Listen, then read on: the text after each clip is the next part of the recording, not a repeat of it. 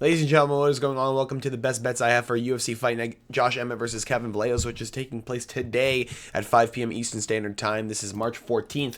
We're going to get into the full best bets. This is just 4 picks that you can slam on a little parlay. You can see I got 40 bucks in the top right. We're going to drop 40 bucks on this parlay as soon as this is over.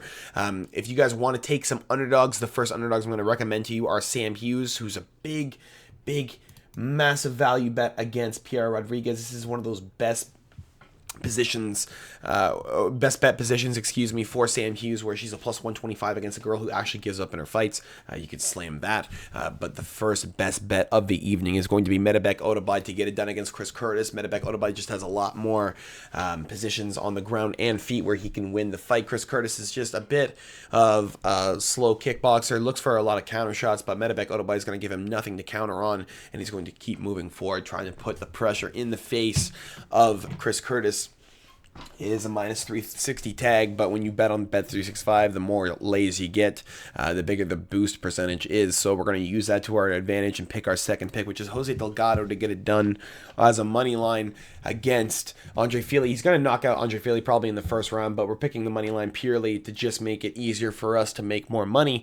When you pick the money line, you're not stressing any of those method of victories, but I would pick Jose Delgado to get it done inside the first round. If you pick Jose Delgado on the money line under 1.5 rounds, you get it to a plus 105. He has a lot of ways that he can get it done early, and I think Jose Delgado is the one guy who's going to torch Philly very early on.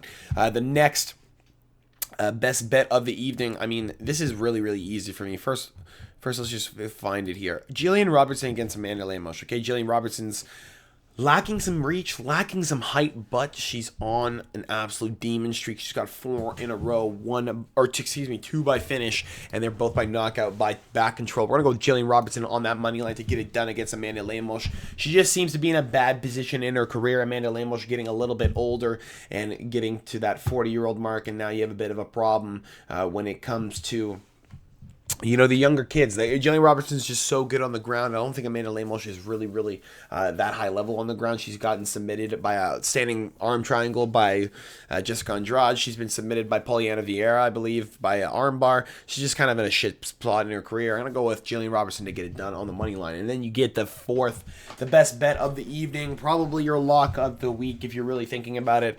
Honestly, I would have said Jillian Robertson's my lock of the week or Jose Delgado, but you can really put this boy up here. We're going with Kevin Vallejos on the line to bring it up to a plus 164 as a total. You get 40 bucks for 110. I know it's stacked with favorites, it's stacked with chalk, but you're looking at the better favorites. You're looking at the guys who are more likely to get it done, and you're trying to stack your odds against the books, where they're trying to give you some shitty prices for some shitty people. But I do think this is probably your best bets of the week when it comes to chalk. When it comes to looking at a 4-pick parlay, this is probably the hit that's going to smack. And you're looking to just try and group together the biggest possible winners on the card to try and make the most money. Now, if you're really looking at a cycle parlay as well, I would pick Sam Hughes to win by decision. I would pick Elijah Smith probably to win by knockout against Su Young Yu, where they stay way too long on the feet. And I would pick probably Umar Sy to get it done by submission. Now, I would also maybe change out Sam Hughes. Maybe you could go Charles Johnson. Maybe you could go Jillian Robertson on the money line just to make it a weird cycle. Or you could go Jose Delgado on the money line to bring it up to a plus 1550. And that gives you 15 bucks, pays you up $250. If you do want to make it a pure cycle, though, and you want to put Sam Hughes in there, like I said, 15 bucks will get you back 536 just for a 3-pick piece. If you're looking for the main card, you want to stack up your chances of winning something big, you could go something like this: Jose Delgado under 2.5 rounds on that money line. You could go Jillian Robertson to get it done by TK. Honestly, you could go by submission or decision, but I would go probably just the money line, and you can go Kevin Vallejos to get it done by knockout or decision, seeing as I don't think there's a chance he even gets a submission on Josh Emmett. There's a lot of ifs and buts. But 5-leg parlay on the main event gets you 15 bucks, gets you 142. This is a little bit of a risky one with Harry Hardwick as a plus 3.5, seeing as these guys probably aren't going the distance. But I do love Harry Hardwick on the scorecards. I do think if Rahiki gets past the first round, he's going to start gassing completely. He did look really good in the second round early on against the guy that he was fighting in the Contender Series. Ended up knocking out in 2 minutes and 12 seconds in that second round. But you have a lot of problems with Harry Hardwick forcing the pressure on you, continuing to move forward, and he's a guy that's never been knocked out by a punch, only by a leg kick. So just saying, a lot of good reasons to like Harry Hardwick on that line. If you want to put Harry Hardwick as the fucking money line in there, it brings him up to 192, but I do like Harry Hardwick as just the plus 3.5. Buy yourself a round on the kid, and even if he gets a finish, you win anyway. If you're looking for an early bet as well, you can go Sam Hughes plus 3.5. There's no way she's losing all 3 rounds. Hesher Souza minus 240. I like that. Luan Lacerda is a little bit of a question mark. Bia Mesquita by submission is live. Submission or decision you could do, but I do like her to win inside distance. It does make the line a little bit more palatable, though. Brad Tavares versus Eric Anders. I would skip this fight if I were you, but I do like Brad Tavares early on. Manuel Souza just has a little bit more reasons to win, but I would also skip this fight if I were you guys. And Elijah Smith, money line, you can get that. Steven Asplin, you can put on there if you would like to get a little bit more of a pricey pick, but I do just like the 5 pick. Put 20 bucks on there, and it gets you back 150. 153, I believe is what it is. Yeah, 153.83. It's just, there's a lot of good ways you could play this this week. If you're looking for just pure props, I'm going to give you my pure props right here. Mesquita by sub.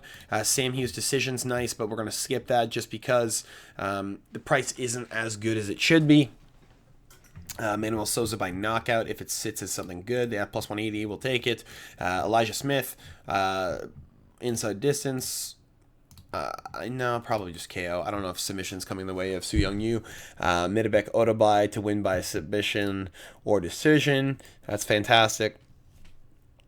Yeah, we like Umar Sai, inside distance, wherever it is. I don't know what the fuck just happened. Where are we? Why are we in this space? Oh my Jesus Christ. Why is it changing everything? Where is it? Where is it? Midabek Otobai. No, we just did that. Umar Sai to win inside distance. Where's that at? Minus 110. That's fucking awesome. Rahiki plus 3.5. Jose Delgado to win under 1.5 rounds by knockout. That's my favorite prop. Jillian Robertson to get it done. Inside distance, low key is a good prop. And then Josh Emmett, Kevin Vallejos. You go KO decision. Now, that's all the props I like. Are we going to bet this? Maybe $1. Maybe $1 on everything. What is this? Fucking $1,500? Yeah, maybe we'll put $1 on this. But this is all the props I like. Under 1.5 rounds for Jose Delgado gives you a plus 160. That's fucking smash. I mean, it's by knockout, but there's no way he's submitting Andre Fili. Get out of here. Mesquita by submission, minus 110, pays okay. I don't know if you really want to be betting a prop for a fucking coin flip, but sure. Manuel Souza by KO, TKO, or DQ. Balaji Oki's going to gas later in the second and third round, so if you really think Balaji Oki can last to a third round and get to those scorecards, we'll see. But Manuel Souza looked really good on the Contender Series, getting beaten up for 2 rounds and coming back and beating the fuck out of the kid, knocking him out. So to each their own. Elijah Smith by TKO, KRDQ. That's a long shot. You're swinging wide for that one, but Su Young Yu standing way too long on the feet with a lot of guys. Elijah Smith would be the guy to knock him out or just throw him to the ground. Medabek Otobai by submission or decision. Yeah, I mean, KO isn't really on the way of Chris Curtis, so I would more be inclined for submission.